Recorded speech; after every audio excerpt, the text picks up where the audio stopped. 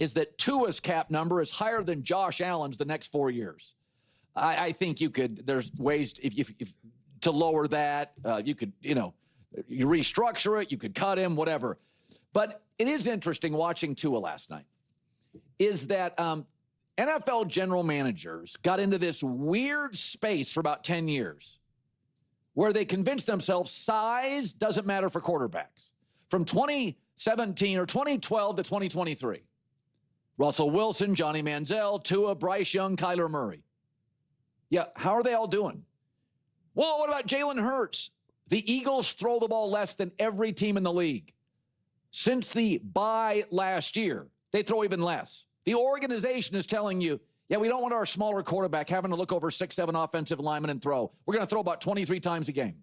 We're going to roll him out and throw. Even when we throw, it's not downfield now. It's a slant here, a slant there. So don't give me Jalen Hurts. The Eagles have moved off him becoming a traditional pocket quarterback. You want to know who is winning a lot of games right now? Big, tall Justin Herbert and Mahomes and Allen and Jordan Love and Lamar Jackson and Goff and Matt Stafford and Joe Burrow.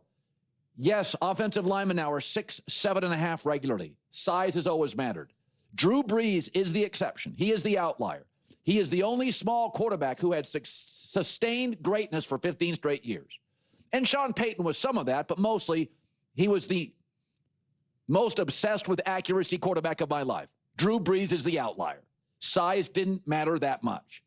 But when I watch Tua and Josh Allen, every single time I watch them, I always think the same thing. And when they play each other on the same field, yeah, I'm going to take the bigger, stronger guy. Tua's smaller, doesn't have a big arm, don't want him in windy weather. You got to protect him. So, I mean, I guess, again, the thing that size matters in all sports. I mean, you could probably have a 6'11.5" jockey, but it would look weird and it doesn't feel right on that horse. I think your quarterbacks have to be about 6'2" and up. I'm sorry. I'll take the bigger, stronger guy. Okay, listen. You obviously always want the bigger, stronger guy. So I understand that, but this loss doesn't have to be now like an entire indictment onto, yeah, Josh Allen is clearly a better quarterback.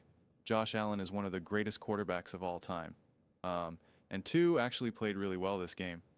Yeah, he made some mistakes and he had some missed throws, but he also put the ball out there a couple times for Tyreek Hill to make a play, and Tyreek Hill didn't make a play. I think right now the biggest one of the bigger issues with Tua is, he's scrambling around back there for a second and you're just closing your eyes and saying, oh, please, no, get rid of the ball. And that becomes a problem a little bit because you want to be able to feel comfortable having your quarterback having the ball for a little bit and kind of needing to move around there. Especially if you're not going to be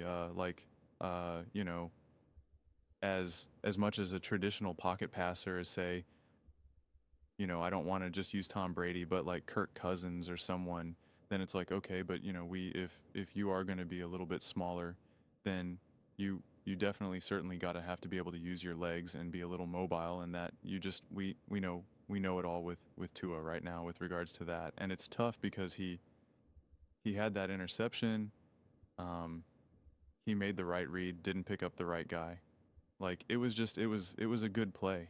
Like it was kind of like 33% all around for the blame of that interception. It wasn't just like, oh my God, Tua was so dumb. He just threw it to the opposing team for no reason. Like it's not that cut and dry necessarily. But it's an unfortunate thing that happened for him and this Dolphins team. And this is where football is bizarre, where there should be no reason why Dak Prescott and Tua and some of these other quarterbacks are getting more money than a Mahomes or Josh Allen. We do have things completely backwards in the NFL with quarterback play, and to make it as simple as possible, it's like, yeah, a Josh Allen should be getting paid $60 million a year. Mahomes should be getting paid $60 million a year, and the two of the NFL should be getting paid like $45 million, the year. And then that radically transforms your team. It radically transforms your team. But because of the way how the quarterback market is, they just automatically get, and again, I understand that the contracts are not just that cut and dry that way. I'm just trying to, paint a clear picture here. That like the Tuas are still getting the 60 million a year, and it does handcuff your team a little bit. But I wouldn't say that that's really fully the problem here. But when you do have a better quarterback in many moments throughout the game, there's just ways to kind of overcome any of the issues that you may have in gotta have it moments. And add a versatility to the play calling that they don't necessarily have with Tua right now. Just look at this very game. Josh Allen, it was like 1st and 20 or 1st and 25, and Josh Allen was able to take off with his legs and essentially get that entire thing. I think he was just like 1 yard short of the first down. And you could see any of the other plays that he's making, flicking of the wrist, he's doing any of these little tosses that he's doing. Like, he's just so comfortable all over the field in a way that Tua is not, and understandably so.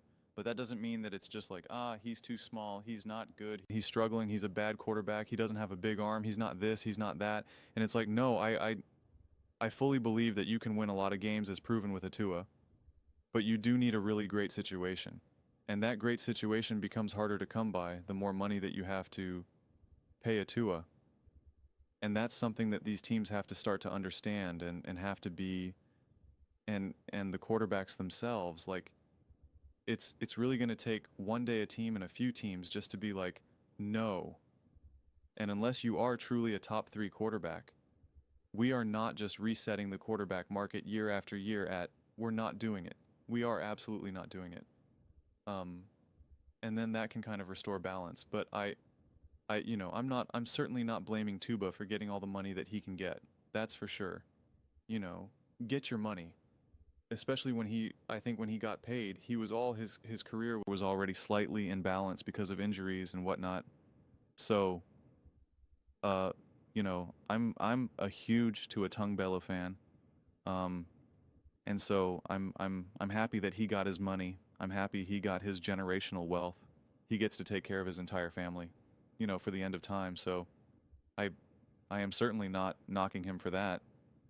But just in terms of what you need to do to be able to win, I don't think that this is 100%, the Dolphin struggles to me are just not like, it's just Tua.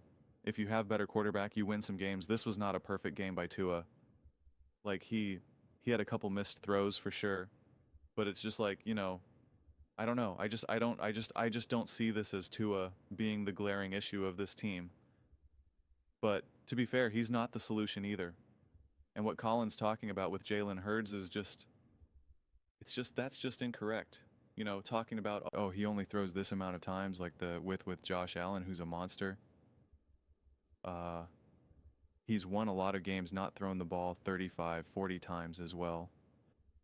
And for the Philadelphia Eagles, in the biggest moments, they put the ball in Jalen Hurts' hands and ask him to throw the ball down the field and make huge throws in playoff games, in NFC championship games, and literal Super Bowls on 4th down. So it's just like we're having the wrong conversation here. And Tua is clearly capable of doing it.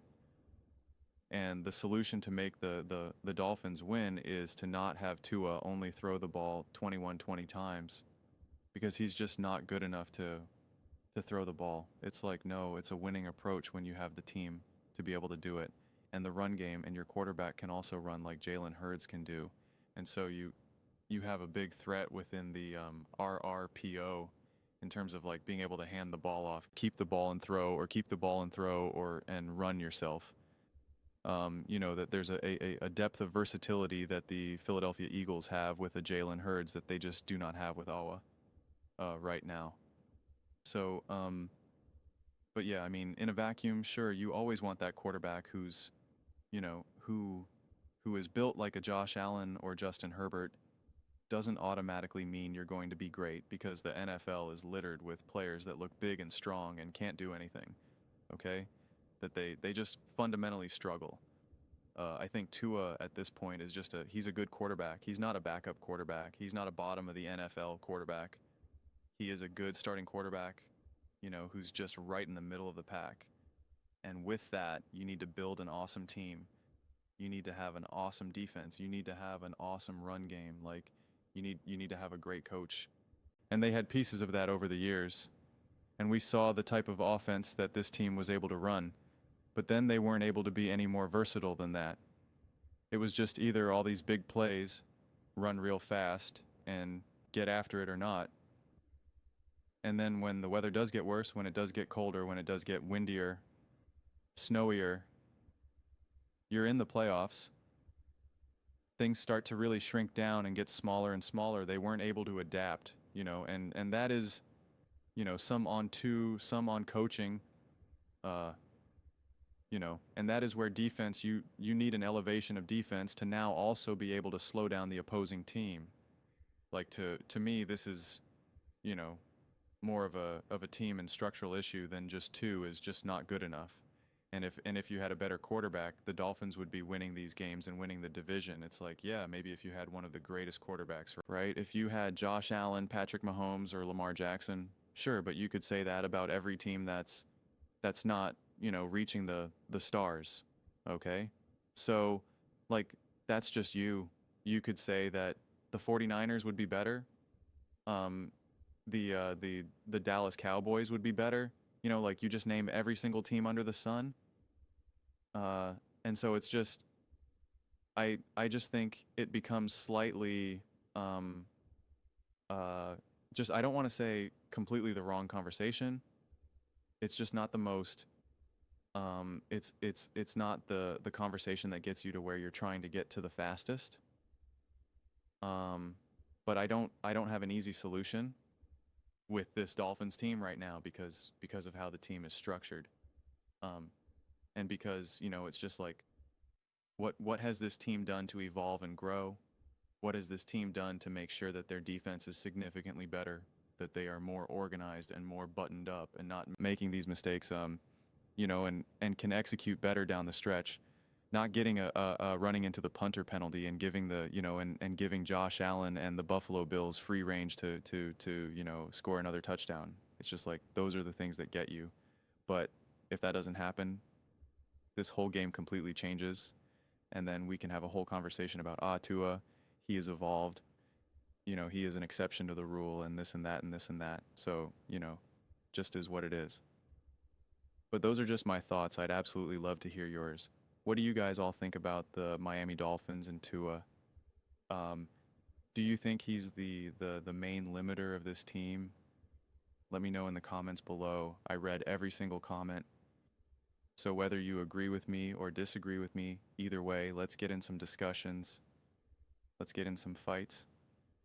But ultimately, let's just have some fun. And please do consider subscribing. We are building an amazing community here, and I absolutely love to see you part of it. I want to build something that we all generally feel connected to, something that we're really excited to be a part of. I think we're well on our way to doing it, and please don't forget to give this video a thumbs up as it really does help the visibility and the algorithm. Thank you so much. See you next time.